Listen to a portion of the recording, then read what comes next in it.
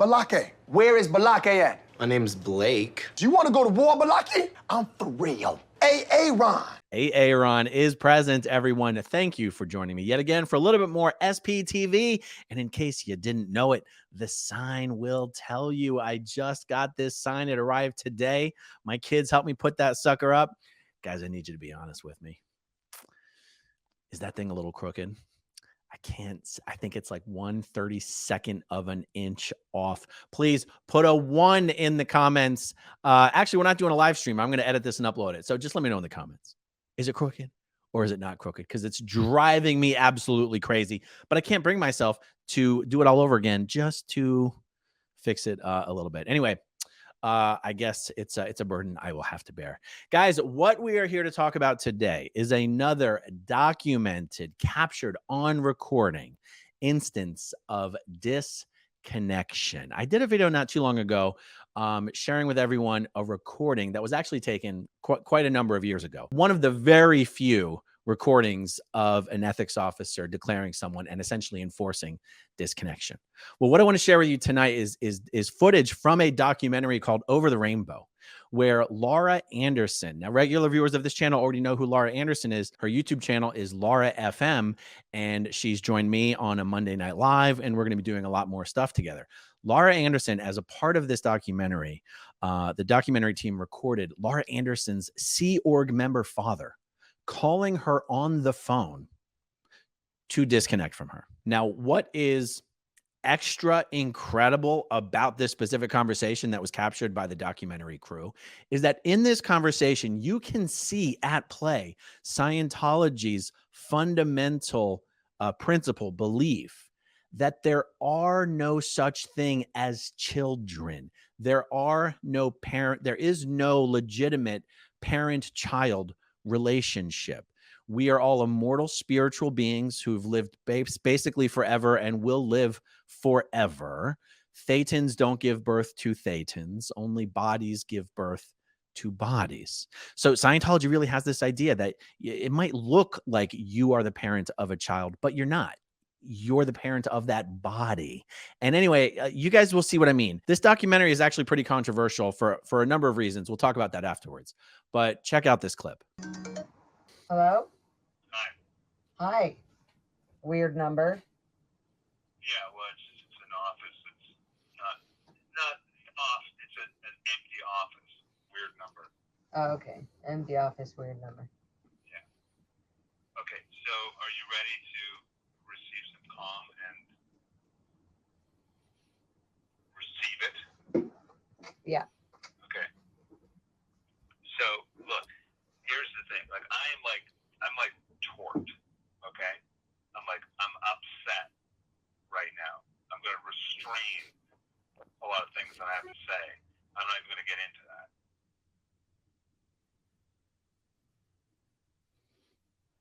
Here's my simple upset, okay? You just need to come in and see the ethics officer and sort out your originations and your viewpoints. That's the correct thing. I don't have Okay? any originations or viewpoints. Okay. I don't even want to talk That's about what it. you need to do. That's what you need to do. So you will be contacted and you will be asked to do that. I understand why there is an upset. I understand, and this is what I said. I spoke to the person because I needed to know. I found out what their disagreement was, and I understand why the organization isn't okay with it and why they violated whatever their agreement was to the organization. And you wrote a report on me saying I contacted a suppressive person. That's right. So anyways, all that makes me feel is that I tried to have a really close conversation with my father, and that close conversation turned into a Sea Org member. See, what you just said is pretty vile, okay? Pretty vile. Vile? Why? Below the belt. What's below the belt? What do you Because mean? It's condescending and degrading, okay? What's I condescending? can't have a conversation with my father. I have a conversation with a Sea Org member. It's vile and condescending and Wait, foul. hold on. I didn't say that.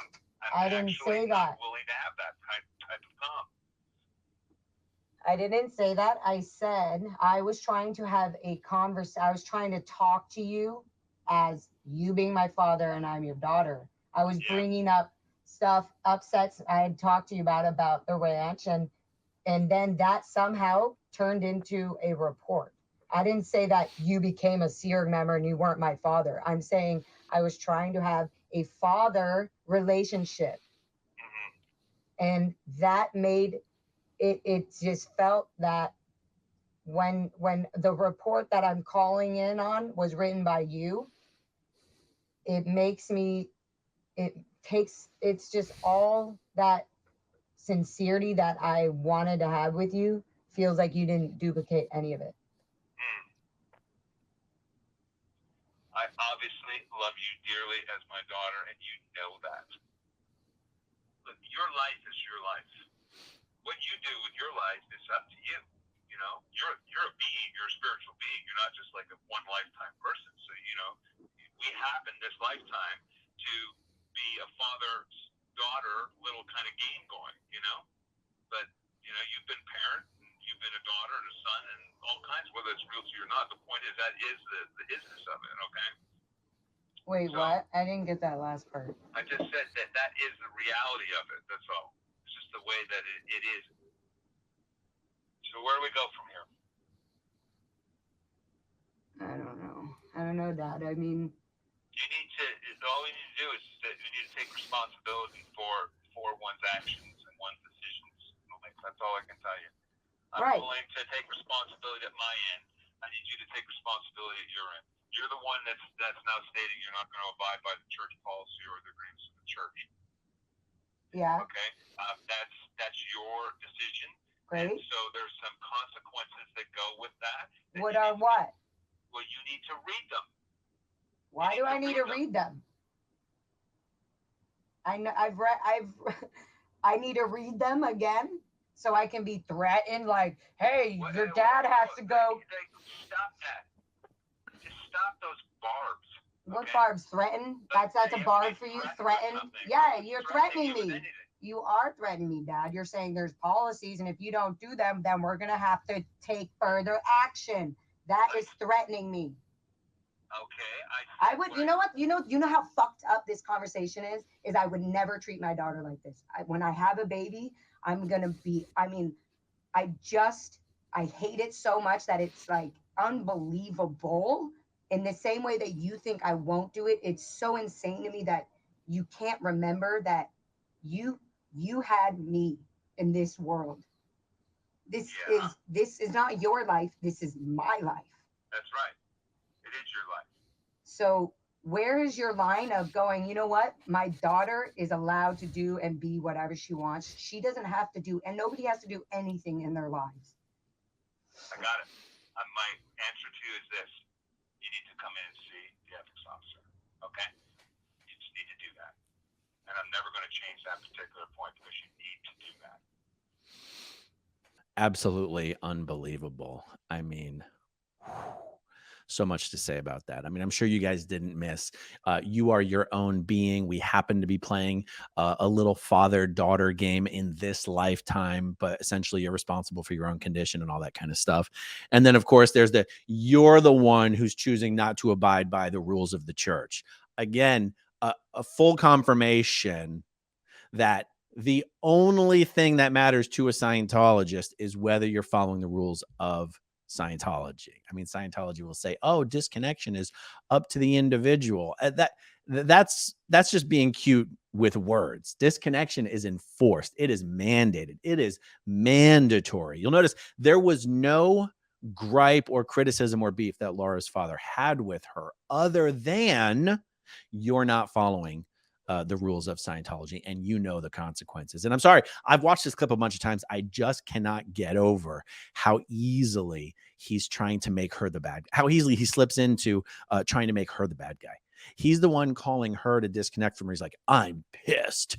I'm torqued. I just want you to know that. What? It's insane. Now, here's the thing. Everyone involved in this documentary thinks that something really fishy went on in this documentary. It wasn't only about Laura. Shane Clark is a second-generation Scientologist who was in it. Nathan Tompkins is a second-generation Scientologist who was in it. Sarah Seltzer is a second generation Scientologist who is in it. And also Jeffrey Augustine and Karen de la Carriere are in the documentary. Now it's funny because Laura has always told me that she thought something fishy was going on because the producers of the documentary gave her the impression it was going to be the whole documentary was going to be about second generation members and basically how Scientology abuses the hell out of children.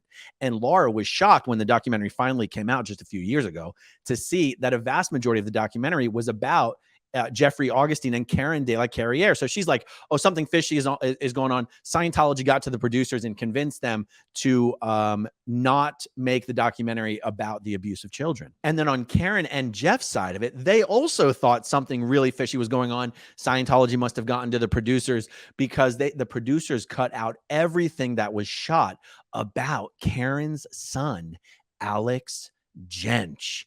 Alex Jensch was born and raised in Scientology Sea Organization. Alex Jensch is the son of Heber Jensch, the last known president of the Church of Scientology International. I know Alex. I was in the Sea Org with Alex. And after Alex left the Sea Org, a short time after he left the Sea Org, he was made by Scientology's Office of Special Affairs to disconnect from his mother, Karen. And then fast forward a not very large number of years later, and Alex, in a freak, I want to call it an accident, it had to do with illness, it had to do with medication, it had to do with certain medications being combined, died in his sleep. And at the time that this occurred, Alex's wife, they were separated, but Alex's wife was working for me remotely. And I won't even explain all that, but I found out because his wife, I think her name was Andrea. Andrea was supposed to be doing some work and she had to call me and she said, I'm not going to be able to do this work because I have to fly to LA because my husband died last night. And I said, aren't you married to Alex Jensch? And she's like, yeah. I'm like, Alex Jensch died? And she explained it to me. Now, I knew who Alex's mom was. And even though I don't think I had ever personally been in touch with her before, I knew who she was. I knew she'd been declared a suppressive person. And I knew nobody was going to tell her Alex had died. I was still a Scientologist in good standing at this point. I was working for a Scientologist. Everyone in my life was a Scientologist. And I messaged Karen anyway. And I said, look, please don't tell anyone that you got this information from me, but Alex Jensch, your son, died last night. And she responded and she said, oh, you mean Heber. You mean Heber Jensch. Heber is very old. My son Alex is very young. And I said, I definitely don't mean Heber. I mean Alex. And that started a lot of wheels into motion. Karen did whatever she needed to do behind the scenes to verify the information that I had just given her. And from that point on, Scientology took very deliberate steps and went out of their way to be as cruel to Karen as possible. They refused to let her even see the body. They refused to let her be included in the memorial or the funeral or anything whatsoever. And all of this information was in the documentary, or at least it was supposed to be. All of this was shot, all of, everything that needed to be done in order for that information to be in the documentary was done. And it was all cut. So you had Laura thinking that the big op that Scientology ran on the documentary was shifting the focus away from the kids over to Karen and Jeff. And then you had Karen and Jeff thinking that the big op that Scientology ran on the documentary was getting them to remove any information about what was another Scientology kid who suffered horrible abuse under the care of the Sea Organization, was the victim of statutory rape, negligent medical care, like suffered due to a lack of medical care that he needed after a car accident that he was in. Like, the story of Alexander Jensch is the story of second generation Scientologists being abused at the hands of Scientology. And yet that was the part of the story that Karen and Jeff thought Scientology got nixed from this documentary.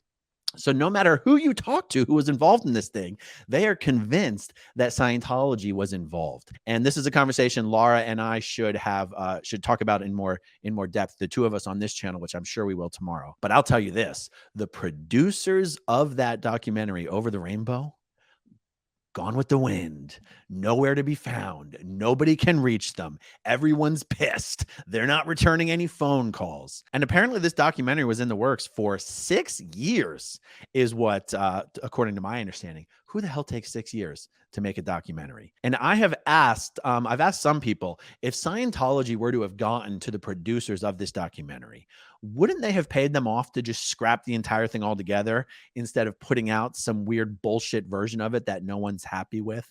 And the feedback that I got was that they felt it would be more likely for Scientology to have a sort of crappy product put out than no product at all, because no product at all would look a little too obvious. Putting out some shitty version, some watered down version of a product would be more in line with Scientology's playbook. So I'm curious to get more expert opinions on that. But at least one thing that was in the documentary, which again, I think is mind-blowing for a whole number of reasons, was that phone call of Laura's father disconnecting from her. To my understanding, Laura's never heard or seen her father ever again since that phone call. But Laura and I will talk about that more, hopefully tomorrow. All right, everyone, that is all I have on this for now. Thank you for watching. Thank you to everyone who watches until the very end, and I'll talk to you soon. Okay, if you want to see my rock and roll songs, click right on this guitar. And if you want to see a different one of my videos,